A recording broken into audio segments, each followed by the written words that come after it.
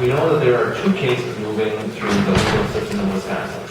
One was brought not on the exact statute that we passed, but on whether or not the legislature has the constitutional ability to enact something like a voter ID in the state of Wisconsin. The second case relates to whether or not the specific legislation that we passed disenfranchises voters based on requirements that we put into law. So the first case was decided in favor of supporters of voter ID, and the legislature, I would say. I think that the Court of Appeals appropriately found that the legislature, as the voice of the people of Wisconsin, has the right to make reasonable restrictions to guarantee that people are allowed to vote, but to do so in an orderly process, guaranteeing everybody's equal rights, but no one the ability to do so outside those standards. The case was found in favor. That potentially could be appealed to the Supreme Court. But the second case, the one that specifically is directed at Wisconsin's voter ID statute, which is currently held up by the Dane County Court, is constitutional and will be able to move forward. I am very optimistic because the court found that, yes, this legislature has the right to put a voter ID plan into place. I think that the changes that are made by Representative Stone address the concerns that potentially could be made as we move forward in the second case. I think there is every possibility that we'll be able to get this done, which would hopefully have the statute in place for 2014, not waiting for final court action. And just for clarity, the Supreme Court case and that the speaker mentioned would be a Wisconsin State Supreme Court appeal.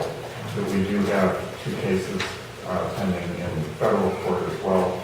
And as we look at what's happened with the Indiana law that I mentioned that was very similar to what we've done before, we found that that affirmation process that we're using here is much more similar to what's the case in that law that's been in place. All right, thank you. Some of the changes that Representative Stone is talking about go to strengthening the voter ID law that was passed in the past, but also making sure that we listen to some of the worries that people have about making sure it's implemented in a fair way and that guarantees every single person who's eligible the right to vote.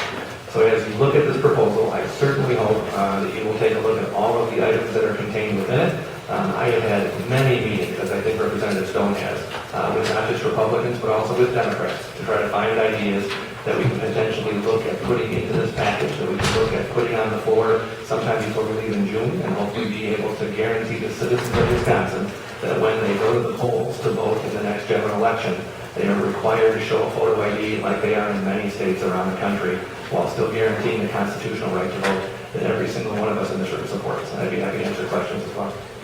Thank you, Mr. Boss. Representative Bristow. I didn't even raise my hand, but thank you. And this is, either one would like that answer is actually, it's my understanding that you're calling for an executive session already on this bill on Thursday. Is that what's going to be happening here? And a simple yes or no would be fine. I'm not sure if That we are going to be voting on this bill on Thursday already. Yes, I previously planned on having a hearing on Friday when I found out my colleagues on the other side of the aisle could make, a couple of them could make, and then they couldn't make. So I rescheduled it for today because I want to give more time between the hearing and the exec. And it just so happened that we have less time because I moved it to today so that you all can make it. Okay, and I have a question for our speaker. You talked about, wanting to have time to basically examine this issue. You had a lot of talks. Our side is starting to have talks now that we have the final version. But you heard GAB, and if we can hear from others, that there's still a lot of questions out there. But the biggest question that I have, and a lot of people have, is what's the hurry? Why can't this wait till we resolve some of the questions that GAB brought up in terms of technical corrections and policy issues? What's the hurry to have this done on Thursday? Well, I would like to have the bill on the floor by the end of June. I think that as we move our way through the process, getting it through both houses requires us to have as much input as possible. That's why we're having a hearing today. I know that the chair In my discussion with her, planning on being here as long as it takes to listen to people who want to give testimony, to give ideas to make the bill better. And that's the point of today's hearing. If there are people who are here who are opposed to the idea in general, I respect that. But the hope that we have from the hearing today is to take the best ideas from people who testify to ensure that the bill that we move forward has all of those ideas incorporated to make the bill the very best it can be for Wisconsin. But are you going to address the GAB's concerns before Thursday? Will we have that information and whether or not you are going to address those or ignore them? I know the speaker and I were just speaking as we listened to their testimony, and we intend to go through the things that they've provided today. There may be opportunities to include some of those in this legislation. I guess one of the things, though, that struck me is that there are a number of things that they said they'd like to see included. But, this is not obviously the only bill that's going to happen regarding elections.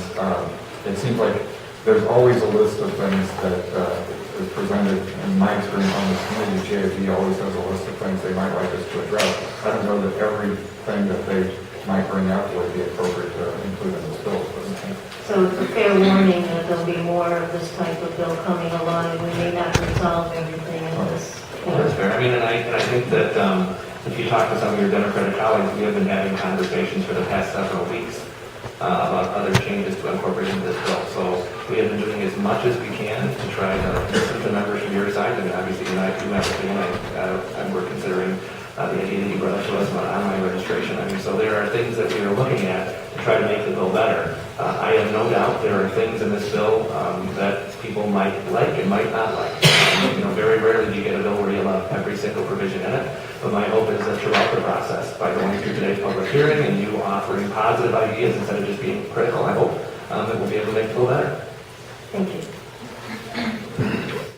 First, we're in session this fall, are we not? Yes.